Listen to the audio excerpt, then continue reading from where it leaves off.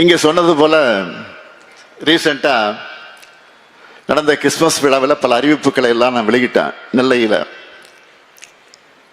இப்போவும் இந்த அமைப்பின் சார்பில் இன்னும் சில கோரிக்கைகள் இருக்கு. அடுத்து நாம தான் வருவோம்.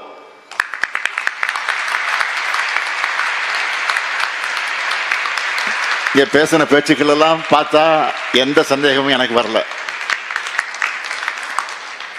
அதனால கண்டிப்பா உங்க மீதமுள்ள கோரிக்கைகளும் நிறைவேற்றி தருவோம்.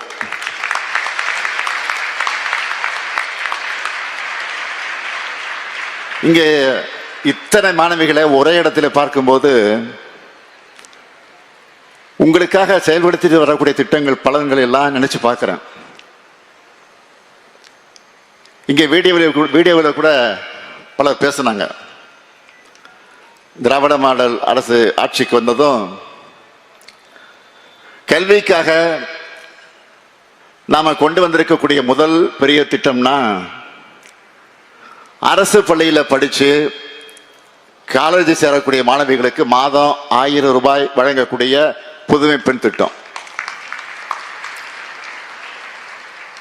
இந்த திட்டம் எந்த அளவுக்கு தாக்கம் செலுத்தி இருக்குன்னு தெரிஞ்சிக்க அதை நாங்கள் புரிஞ்சிக்க ஒரு ஆய்வு பண்ணுங்கன்னு